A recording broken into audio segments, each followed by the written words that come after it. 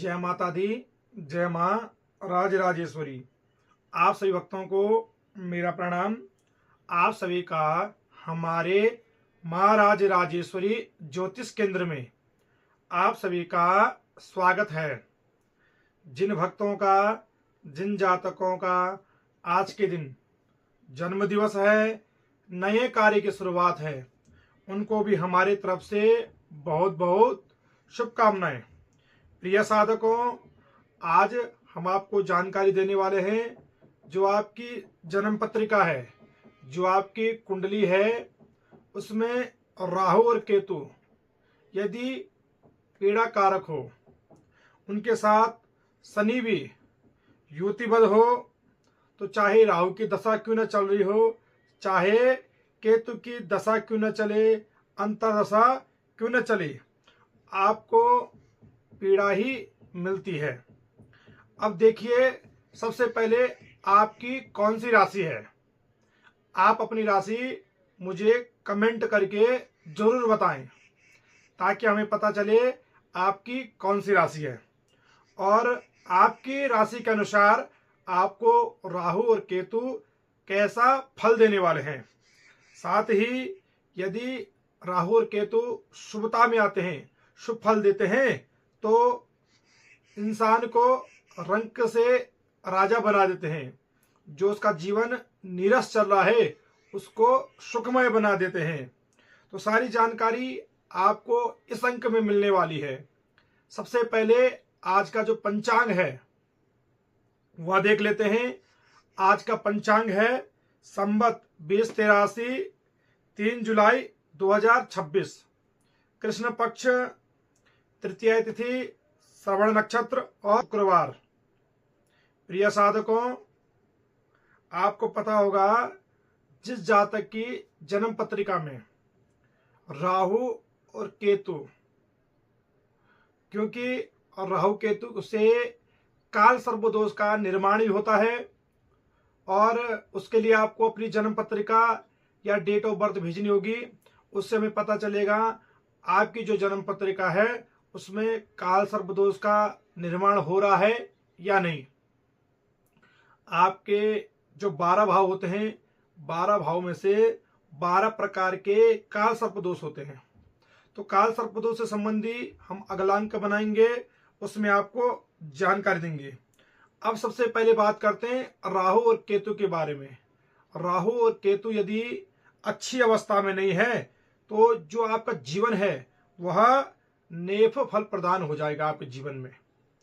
अब क्या करें, राहु के साथ केतु तो दृष्टिवान है, लेकिन अगर शनि भी युक्तिवान हो जाएं, शनि भी उनके साथ युतिबद्ध बना लें, तो देखिए जीवन में कभी न कभी ऐसा समय आएगा कि आपको जो भी कार्य करना होगा उस कार्य में आपको सफलता नहीं मिलेगी। वो तो आपकी राशि पर निर्भर करेगा, आपकी राशि कौन सी है। आपका जो जीवन है वह उथल पुथल हो जाएगा।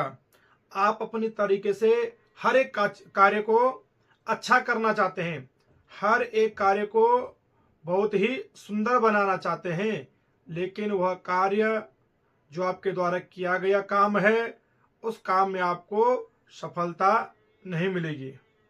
अब ऐसा नहीं है कि राहु और केतु और शनि युतिबद्ध हो तो ऐसा नहीं कि सफलता नहीं मिलेगी। कई बार अच्छी सफलता भी मिलती है और अच्छा फल भी मिलता है। वह जन्म पत्रिका में निर्भर करता है। उच्च अवस्था में बैठे हो, नीच अवस्था में बैठे हो, मित्र राशि में बैठे हो या शत्रु राशि में बैठे हो। एक कहावत है, ग्रह बलवान तो गधा भी पहलवान। यही वास्तविकता है। हमारे जीवन का जो सत्य है यही है। हमारे जीवन में यदि ग्रह बलवान अवस्था में, मजबूत अवस्था में है तो जीवन सुखमय जाता है, और यही ग्रह अच्छी अवस्था में न हो तो जीवन नीरस बन जाता है। जो राहु की दशा है वह 18 वर्ष की है और 18 वर्ष हमारे जीवन के लिए बहुत ही महत्वपूर्ण होते हैं। 18 वर्ष ये समझिए जीवन का आधा समय व्यतीत हो जाना, बीत जाना। यदि 18 वर्ष आपके जीवन के अच्छे बीत गए तो आने वाला समय आपका अच्छा जाएगा, इसकी गारंटी हम देते हैं। लेकिन शुरू में अगर आपने तरक्की नहीं कर पाई, 18 वर्षों में आपका जीवन कष्ट में चले गया, तो आगे संभलना बड़ा मुश्किल है। इसीलिए जब आपकी राहु की दशा चलती हो, केतु की दशा चलती हो, तो आपको उससे संबंधी जो सुगम उपाय हैं, अच्छे उपाय हैं, वह कर लेने चाहिए। वैसे आपको पता होगा, जो राहु और केतु वह एक ही इंसान था, एक असुर था, एक प्राणी था।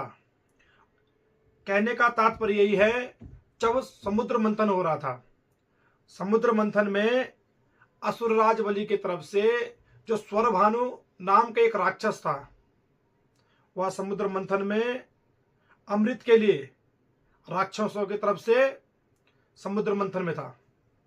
और जब समुद्र मंथन से अमृत निकला तो वह देवताओं ने ग्रहण किया।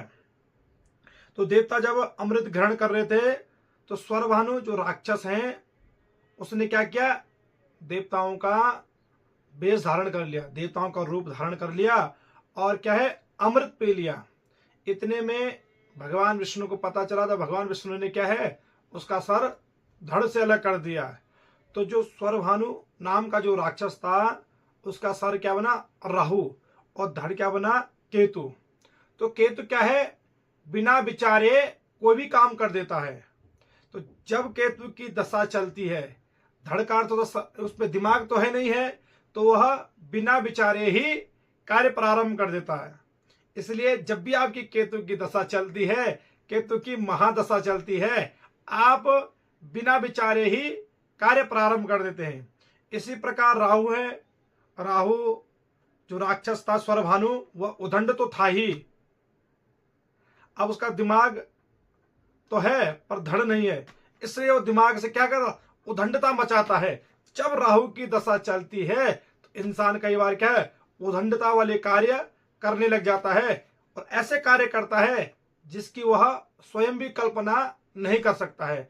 क्योंकि स्वरभानु राक्षस को यह ज्ञात नहीं था कि मैं भी अमृत पी लूंगा। इसी कारण से जब राहु की दशा चलती है तो इंसान उदंडता ज्यादा करता है। और जो मैं आपको राहु और केतु से संबंधी उपाय बताऊंगा, वह उपाय आप कर लेना, यह आपके जीवन के लिए बहुत अच्छा होगा। जब आपकी राहु की दशा चले, महादशा चले, तो आपको काले और नीले वस्त्रों से पहनने से क्या करना है, परहेज करना है, उनको नहीं पहनना है। तथा आपको काले और नीले वस्त्रों का दान करना है। काले पुष्पों का आप दान भी कर सकते हैं। और जो यह दान होगा, यह किस समय करना है, क्योंकि दान का भी एक समय होता है। तो जो दान होता है वह आपने रात्रि के समय करना है। और जब केतु की महादशा चलती है तो आपने क्या, तिल, सप्तधान्य, ये क्या करना है, रात्रि में दान करना है। और गणेश चतुर्थी का व्रत करना है। और देखिए, केतु की दशा और राहु की दशा से आपको क्या है, मुक्ति मिलेगी और इससे शुभ फल प्राप्त होगा। और भी आपको उपाय जानने हैं तो आप हमें संपर्क कर सकते हैं और कमेंट में बता सकते हैं हमें और भी उपाय जानने हैं। और जो YouTube पर हमारा चैनल है महाराज राजेश्वरी ज्योतिष केंद्र के नाम से, उसको भी आप जरूर सब्सक्राइब करें। सब्सक्राइब करने से क्या होगा, जो हम आपको सनातन धर्म से जुड़ी हुई जानकारी देते हैं, वह जानकारी आपको सर्वप्रथम प्राप्त होगी। तो इसी के साथ आज का समय हो चुका है भगवान से जुड़ने का, भगवान शिव का आशीर्वाद प्राप्त करने का। ओम वंदे देव उमापतिम सुरगुरुम, वंदे जगत कारिणम, वंदे पन्नगभूषणम मृगधरम, वंदे पशुराम पते, वंदे सूर्य शशांक वैनी नयनम, वंदे मुकुंद प्रियम, वंदे भक्त जनाश्रियम च वरदम, वंदे शिवम शंकरम, वंदे शिवम शंकरम। और इन्हीं के साथ हमारी तरफ से आपके जीवन के लिए मंगल शुभकामनाएं। तो आप भगवान शिव के दरबार में जाइए और भगवान शिव का अभिषेक करिए, और जो आप अभिषेक करोगे इससे आपको शुभ फल की प्राप्ति होगी।